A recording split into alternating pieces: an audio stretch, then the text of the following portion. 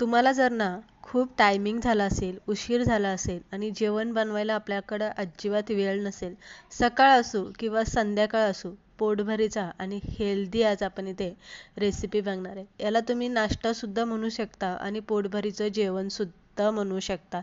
तर काय केलंय मी इथे 3 चमचे मुगाची डाळ आणि 3 किंवा 4 चमचे आपल्याला इथे तुरीची डाळ घ्यायची.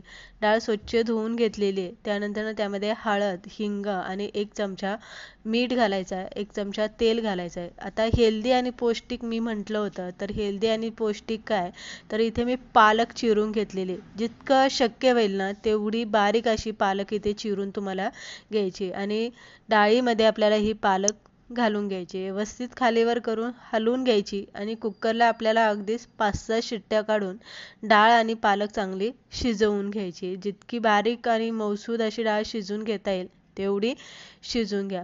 अगदी 10-15 मिनिटांमध्ये आपली ही डाळ इथे शिजून तयार होते. शिजून झाली की काय करायचं आहे, आपल्याला डब्बा बाहेर काढून घ्यायचा आहे आणि डाळ आणि पालक आपल्याला एकत्र एकजीव होईपर्यंत चांगली रवीने किंवा चमच्याने आपल्याला हटवून घ्यायची. डाळ आपली पूर्ण अशी मऊसूद बारीक शिजली गेलेली आहे.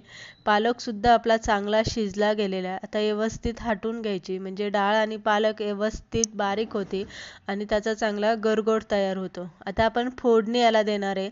तर फोडणी दिल्याच्या नंतर ना आपल्याला यामध्ये भरपूर लसूण ठेचून घालायचा आहे.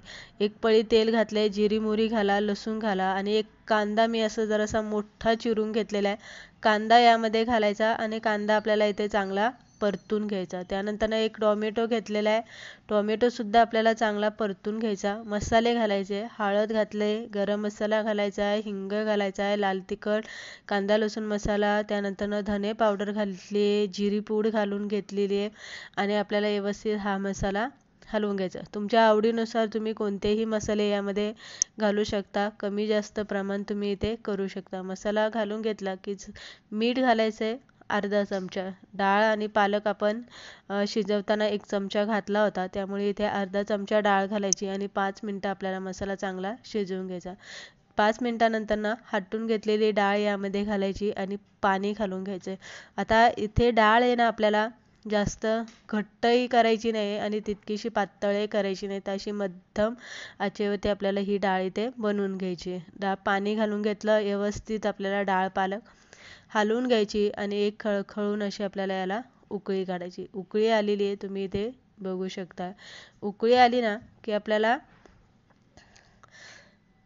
10 मिनिटं डाळ पालक तशीच उकळून द्यायची. बघू शकता. आता जितके आपल्याला डाळ पालक ढोकळी बनवण्यासाठी ठेवायचे, डाळ ढोकली, तितकंच आपल्याला यामध्ये डाळ ठेवायची. बाकीची थोडीशी डाळ मी साईडला काढून घेतलेली आहे. आपल्याला जर नंतर न लागली तर आपण त्यामध्ये डाळ ती घालून घेणार आहे. आता गव्हाचं पीठ आपण पहिलं चपातीला जसं मळतो अगदी तसं मळून तेल टाकून थोडंसं मळून ठेवलं होतं. चपातीचं पीठ जसं मळतो अगदी तसंच आपल्याला हे पीठ मळायचं आहे.